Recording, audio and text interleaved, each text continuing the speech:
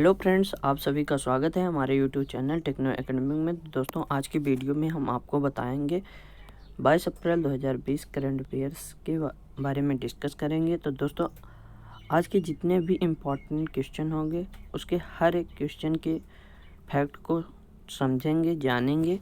और दोस्तों, अगर अभी तक हमारे चैनल को आप सब्सक्राइब नहीं किए हैं तो सब्सक्राइब ज़रूर कर दें और बेल आइकॉन को दबाना ना भूलें। तो चलिए आज के इस वीडियो में सबसे पहले कल दिए गए क्विज के बारे में डिस्कस कर लेते हैं। तो दोस्तों, पहला क्विज था विश्व धरोहर दिवस किस तिथि को मनाया जाता है। तो दोस्तों, 18 अप्रैल को विश्व धरोहर दिवस के रूप में मनाया जाता है। आप सभी ने सही आंसर दिया था। दोस्तों, नेक्स्ट क्विज था किस राज्य सरकार ने एसएस कोरोना मोबाइल एप्लीकेशन को लॉन्च किया है। तो दिल्ली सरकार ने एसएस कोरोना मोबाइल ऐप का लॉन्च किया है।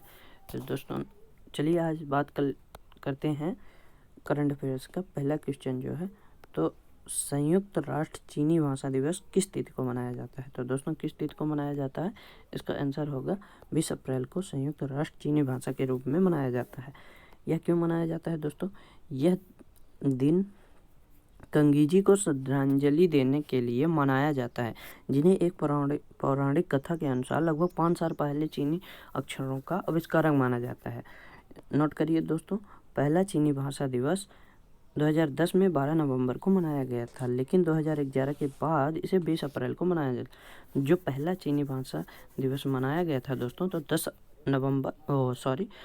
नवंबर 2010 को पहली बार मनाया गया था, लेकिन 2011 से इसे हर साल 20 अप्रैल को मनाया जाने लगा।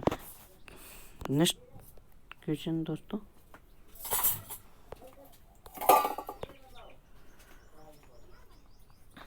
संयुक्त राष्ट्र की बात किए हैं तो संयुक्त राष्ट्र के बारे में देख लेते हैं।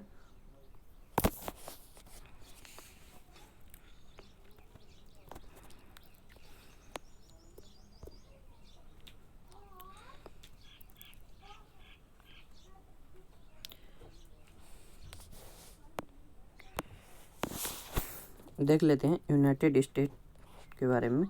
सेक्रेटरी जनरल एंटोनियो गुटर्स हैं। इसकी स्थापना हुई थी 24 अक्टूबर 1945 में। हेडक्वार्टर है न्यूयॉर्क यानी यूनाइटेड स्टेट में। नेक्स्ट क्वेश्चन क्या था दोस्तों? Shuttling to the top the story of PV Sindhu पुस्तक किसके द्वारा लिखी गई है। तो किसके द्वारा लिखी गई है दोस्तों? यह बी कृष्ण स्वामी के द्वारा लिखी गई है। Shuttling to the top the story of PV Sindhu पुस्तक बी कृष्ण स्वामी के द्वारा लिखी गई है। इस किताब में बैडमिंटन खिलाड़ी पीवी सिंधु के शुरुआती जीवन में से लेकर विश्व चैंपियन बनाने तक की यात्रा के बारे में बताया गया है। इस पुस्तक को हार्पर कॉलिंस पब्लिशर्स इंडिया द्वारा प्रकाशित किया गया है। सिंधु ओलंपिक में रजत जीतने वाली भारत की पहली और एकमात्र महिला खिलाड़ी होने के साथ साथ फोर्ब्स की विश्व की शीर्ष टॉप 10 सबसे अधिक कमाई वाली महिला एथलीट की सूची में शामिल एकमात्र भारतीय महिला है। दोस्तों, नेक्स्ट क्वेश्चन की बात करते हैं।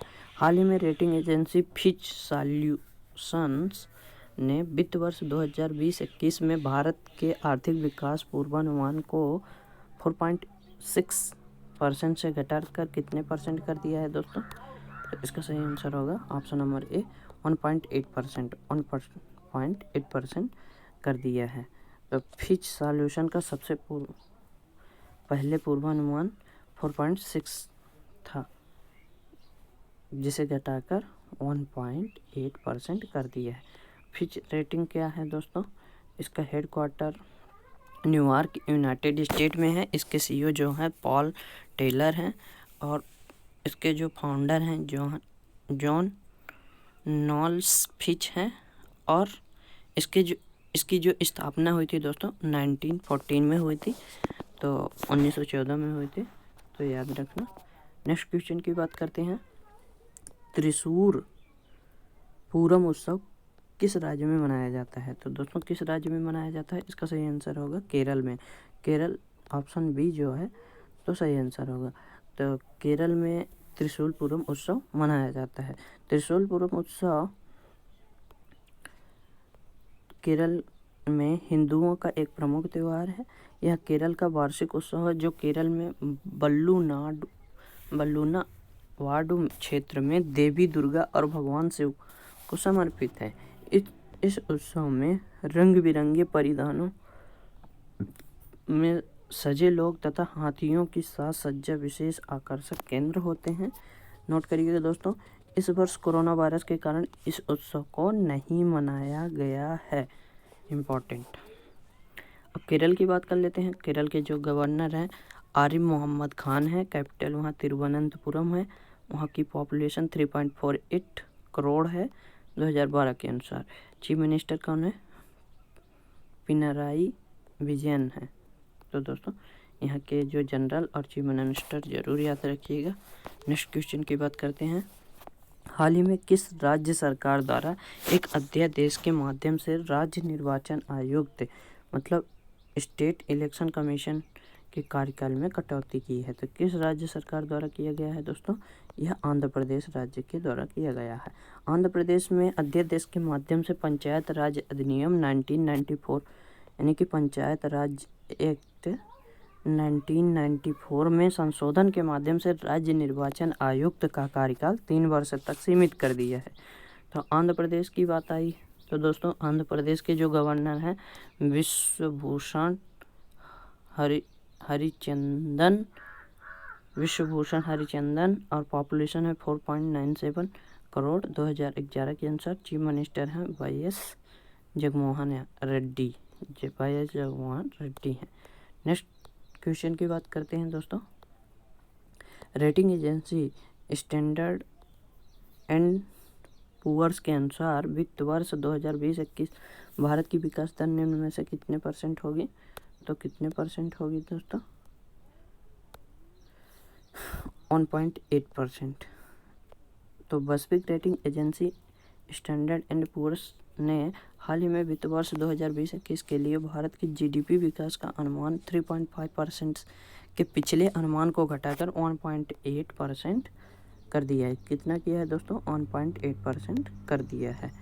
दोस्तों सकल घरेलू उत्पाद यानी कि जीडीपी एक अर्थव्यवस्था के आर्थिक प्रदर्शन का एक बुनियादी माप है। यह एक वर्ष में राष्ट्र की सीमा के भीतर सभी अंतिम माल और सेवाओं का बाजार मूल्य है। तो स्टैंडर्ड एंड पुअर्स इसका हेडक्वार्टर न्यूयॉर्क यूनाइटेड स्टेट में है। फाउंडर क्या है? हेनरी वरुण पुअर हैं। इसकी स्थापना कब हुई थी? 1860 में हुई थी। दोस्तों इम्पोर्टेंट है, याद रखना। नेक्स्ट क्वेश्चन है दोस्तों, हाल ही में किसने भारत की अमूर्त सांस्कृतिक विरासत की राष्ट्रीय सूची में जारी किया है? तो भारत की अमूर्त सांस्कृतिक विरासत की राष्ट्रीय सूची जारी किसने किया है दोस्तों? तो इसका सही आंसर है प्रहलाद सिंह पटेल, जो केंद्रीय संस्कृति मंत्री हैं। उन्होंने भारत की अमूर्त सांस्कृतिक विरासत की राष्ट्रीय सूची जारी किया है। तो प्रहलाद सिंह पटेल जी ने ये सूची जारी की है। भारत की अमूर्त सांस्कृतिक विरासत यानी कि ICH की राष्ट्रीय सूची संस्कृत मंत्रालय के विजन 2024 यानी कि 2024 का भाग है, जिसका लक्ष्य है भारत के विविध राज्यों की अमूर्त सांस्कृतिक विरासत परंपराओं के बारे में राष्ट्रीय और अंतर्राष्ट्रीय स्तर पर जागरूकता फैलाना और उसका संरक्षण सुनिश्चित है। ये हैं प्रहलाद सिंह पटेल जी, जिन्होंने भारत की अमूर्त सांस्कृतिक विरासत की राष्ट्रीय सूची जारी की है। नेक्स्ट क्वेश्चन की बात करते हैं दोस्तों, हाल ही में किस बैंक ने सार्वजनिक स्थानों पर सोशल डिस्टेंसिंग को बढ़ावा देने के लिए #HDFC बैंक सेफ्टी ग्रिड अभियान शुरू किया है? तो किस बैंक ने किया है दोस्तों? ये किया है HDFC बैंक ने। HDFC बैंक ने सार्वजनिक स्थानों पर सोशल डिस्टेंसिंग को बढ़ावा देने के लिए #HDFC बैंक सेफ ग्रिड अभियान आरंभ किया है। सेफ्टी ग्रिड को विभिन्न खुदरा दुकानों जैसे कि फार्मेसी, किराने की दुकानों और ATM के सामने बनाया जाएगा। ये सेफ्टी ग्रिड विश्व स्वास्थ्य संगठन द्वारा निर्देशित 1 मीटर की दूरी के तहत है। HDFC बैंक का जो मुख्यालय है दोस्तों, हेडक्वार्टर कहाँ है? मुंबई में है। CEO है आदित्यपुरी।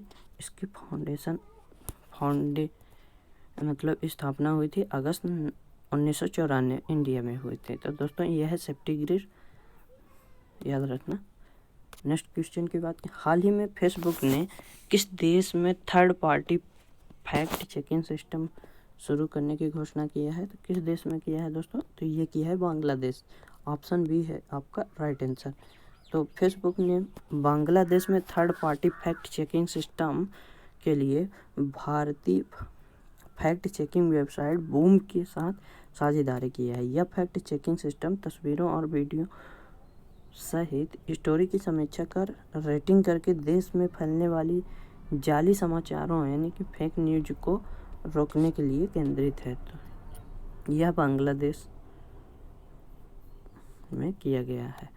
नेक्स्ट क्वेश्चन दोस्तों, हाल ही में किस ऑस्कर जीतने वाले एनिमेटर, फिल्म निर्देशक और निर्माता का निधन हो गया, जिसकी फिल्म मुनरो ने 1960 में एनिमेटेड शॉर्ट फिल्म की श्रेणी के ऑस्कर पुरस्कार से जीता था?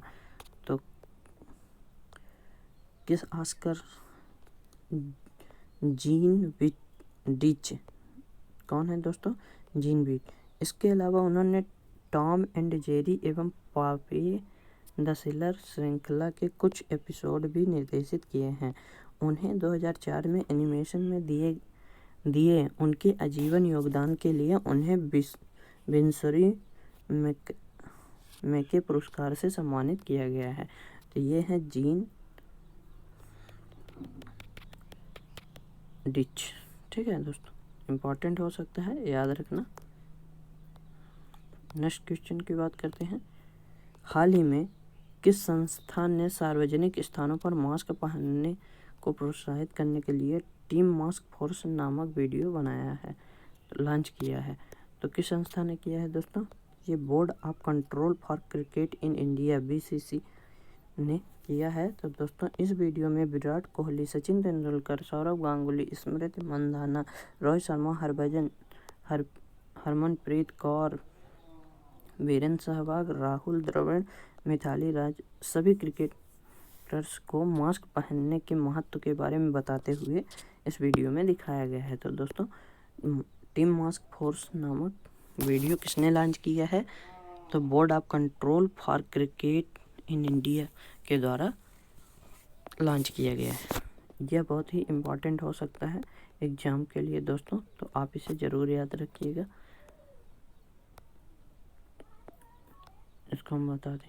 नेक्स्ट क्वेश्चन की बात करते हैं, हाल ही में किस राज्य के मुख्यमंत्री के चंद्रशेखर राव ने घोषणा की है कि राज्य में लॉकडाउन की अवधि को 7 मई तक के लिए बढ़ाया जा रहा है? तो किस राज्य सरकार के द्वारा किया गया है दोस्तों? तो आप समझ ही गए होंगे कि वहाँ के मुख्यमंत्री चंद्रशेखर राव हैं। तो यह है तेलंगाना। ऑप्शन सी होगा आपका राइट आंसर। इसी के साथ तेलंगाना देश का पहला राज्य बन गया है जहां 3 मई के बाद भी लॉकडाउन जारी रहेगा। ये यहाँ 7 मई तक जरूरी सेवाओं को छोड़कर बाकी सभी सेवाएं बंद रहेंगी। तो तेलंगाना। लास्ट क्वेश्चन देखते हैं दोस्तों, हाल ही में किस संस्थान ने आइसोलेशन वार्ड में रखे गए कोविड-19 मरीजों को बिना किसी संपर्क में आए दवाई एवं भोजन परोसने के वार्ड बोट विकसित और डिजाइन किया है? तो किस संस्था के द्वारा किया गया है दोस्तों? यह IIT रोपड़ के द्वारा किया गया है।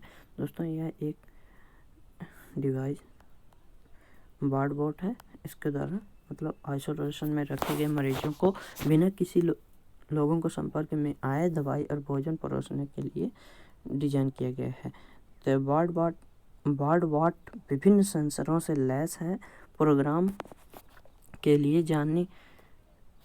किए जाने के बाद वार्ड में विभिन्न बेडों पर मरीजों तक खाने का सामान और दवाई ले जाने सक्षम है। तो यह एक रोबोट की तरह काम करता है दोस्तों। इसके अलावा वार्ड में मरीजों के पास से वापसी आते समय स्वयं को सैनिटाइज की सुविधा भी है और इसका इस्तेमाल अस्पतालों की दीवारों को सैनिटाइज करने के लिए किया जा सकता है। इम्पॉर्टेंट है दोस्तों आज के देख लेते हैं क्विज के बारे में। तो दोस्तों पहला क्विज है, हाल ही में सुर्खियों में रहा शब्द reverse transcription polymerase chain reaction एक प्रक्रिया है जिसका उपयोग किस क्षेत्र में किया गया है दोस्तों? तो किस क्षेत्र में है, इसका आंसर आप कमेंट बॉक्स में दें। नेक्स्ट क्विज आज के लिए दोस्तों, निम्न में से किस संस्थान को पूसा संस्थान के नाम से जाना जाता है? तो 4 ऑप्शन दिए गए हैं दोस्तों, इसका सही ऑप्शन आपको कमेंट बॉक्स में देना है। तो दोस्तों अगर हमारे